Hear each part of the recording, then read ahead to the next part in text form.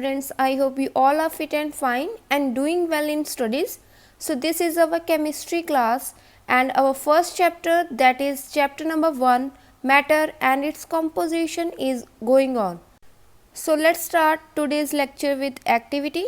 So our activity is to demonstrate the strength of attractive forces between the particles of different kinds of matter. So let's start this activity. Take a iron nail, chalk and rubber band and try to break them with the help of hammer, cutting and stretching. Then there is a question arises that in which of the substances particles are held together with greater force. We observed that in case of iron, it is very difficult to break as compared to that of the chalk and rubber band. So in case of iron nail, the attractive forces are greater as compared to that of the chalk and rubber band. So the next topic is compressibility of a gas. So in case of gases, the molecules are very loosely bound. They are far apart from each other, and in this we observe the compressibility of the gas, and for that we have to take a gas in a gas jar that is fitted with a piston, and when a force is applied on a piston, then the molecules of the gas comes closer and the volume decreases. Next is the kinetic molecular theory. This theory deals with the motion of the molecules, so that's why it explains the three states of matter and also their interconversion. So let's start first the explanation of the three states of matter on the basis of the kinetic molecular theory. So there are the three states of matter. First one is solid, liquid and gases. In case of solids, the particles are closely packed and so there are large forces of attraction between them and intermolecular space is very less. So that's why they possess low kinetic energy, because kinetic energy deals with the motion. So they are very closer to each other.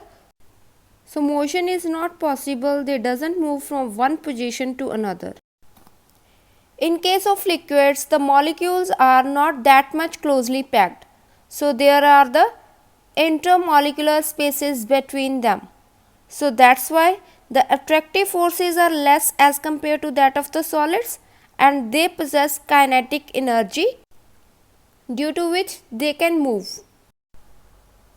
In case of gases, the molecules have high kinetic energy because there are the large vacant spaces between them, hence the attractive forces between the molecules are least.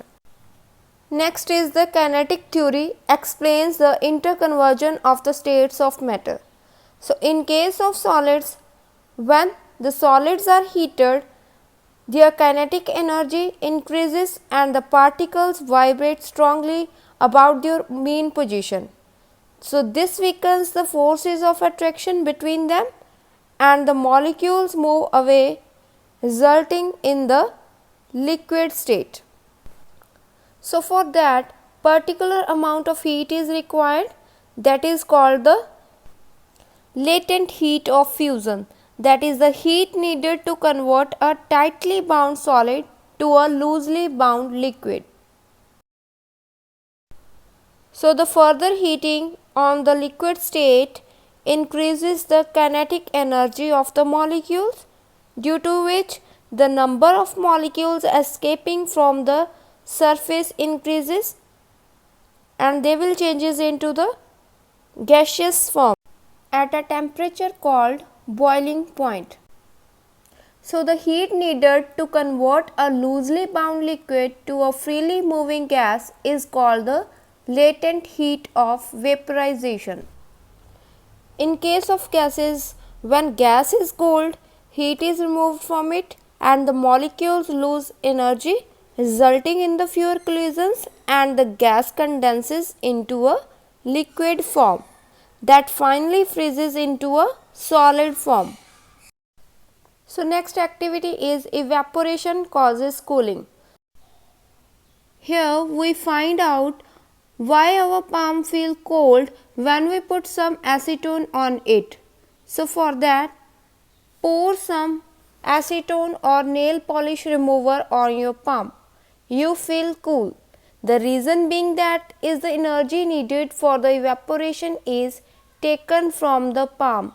By losing heat, palm feels cool.